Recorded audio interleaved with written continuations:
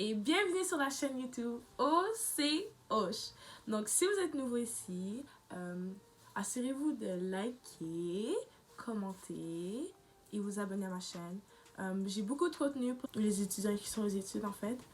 Et donc si ça vous intéresse, ben, vous savez quoi faire. Ça va être un peu dur aussi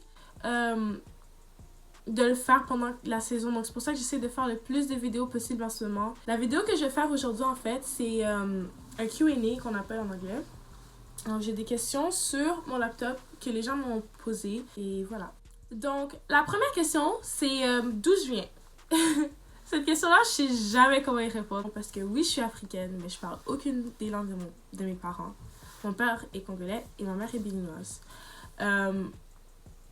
Et je suis française, mais j'ai grandi au Canada, donc mon accent français, bof. Je peux le faire quand je parle à mes grands-parents et tout, mais tu vois, les expressions de 2020, c'est pas ça. Moi, tout ce que je sais, c'est le verlan et dire wesh. Bref, je suis pas une vraie française. Donc, je dirais plus que je suis canadienne, mais c'est toujours une réponse. Je peux pas, tout le monde sait que je peux pas donner cette réponse quand quelqu'un me demande d'où tu viens. Mais je suis vraiment canadienne. En fait, je suis française, franco-canadienne. Vous voyez ce que je veux dire? La deuxième question, c'est pourquoi j'ai choisi OCOCH? En gros, mon nom, c'est Océane. En anglais, les gens peuvent pas dire Océane. On s'entend? Ils disent Océane. They butchered my name. Comme mon nom, ça se dit pas en anglais.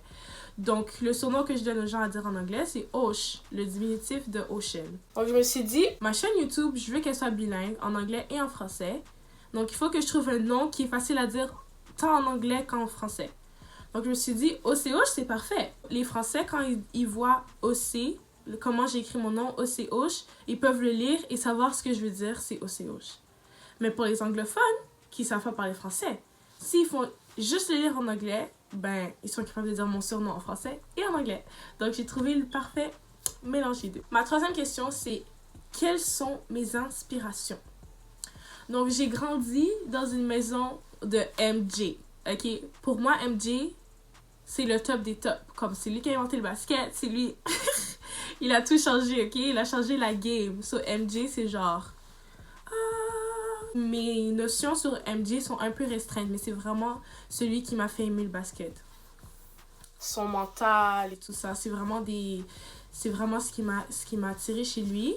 Mais après, en grandissant, vu mon physique aussi, le joueur sur lequel je me suis plus idolâtrée, si je pourrais dire ça comme ça, c'est KD, Kevin Durant. Il est vraiment fin, grand, élancé, athlétique et j'ai un peu le même physique que lui. Donc toute ma vie, je me suis dit, si KD est capable de faire ces choses-là, moi aussi je suis capable.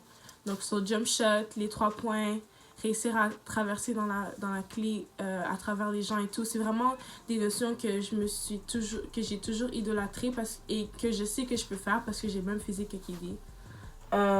Donc voilà, c'est un peu triste. Il n'a pas pu jouer cette année. KD, moi, c'est mon mari, ok? En plus, à l'époque que j'ai vraiment commencé, les gens ont commencé à m'appeler KD et tout, il jouait à OKC. Et guys, mes initiales, c'est OK. It was meant to be. Like, KD is my man. Like, whoever says otherwise, KD is mine. So, KD, what's up? Donc, la prochaine question, c'est qu'est-ce qui t'a inspiré à commencer une chaîne YouTube? Ce qui m'a vraiment inspiré, c'est que je savais que je pouvais créer une plateforme où est-ce que je pourrais aider le plus de gens possible. Quand j'étais aux États-Unis, l'institution dans laquelle j'étais m'empêchait vraiment de pouvoir créer une plateforme de la sorte.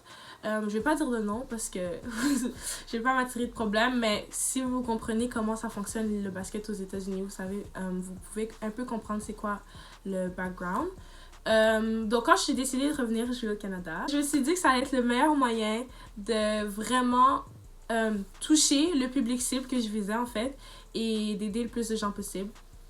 Donc, vu que j'ai l'expérience aussi dans les deux mondes, au Canada et aux États-Unis, c'est vraiment le moment parfait de vraiment commencer cette chaîne et de répondre au plus de questions possibles parce que non seulement j'ai traversé le processus d'aller là-bas, mais j'y étais aussi pendant quelques années.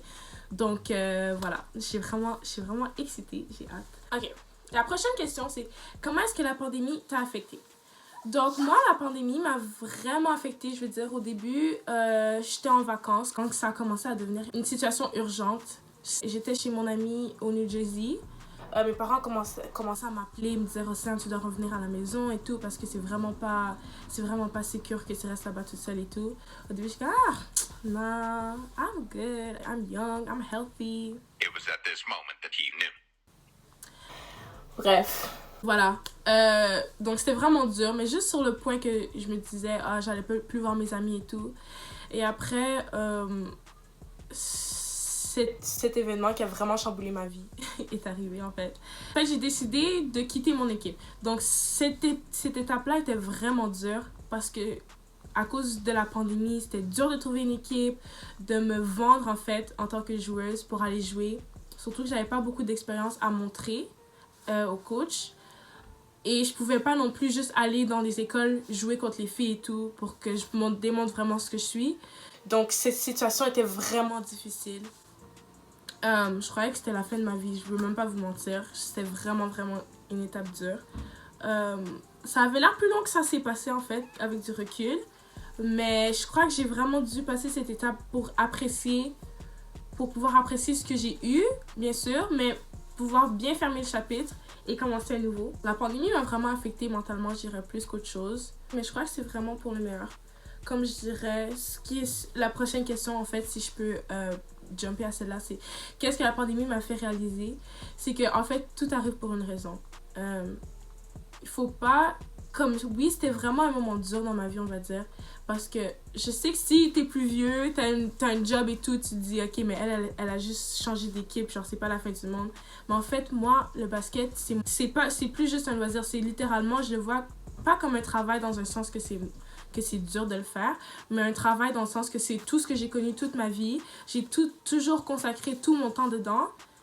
Et, obviously, si on peut dire avoir une bourse d'études, c'est comme si je me faisais payer, entre guillemets.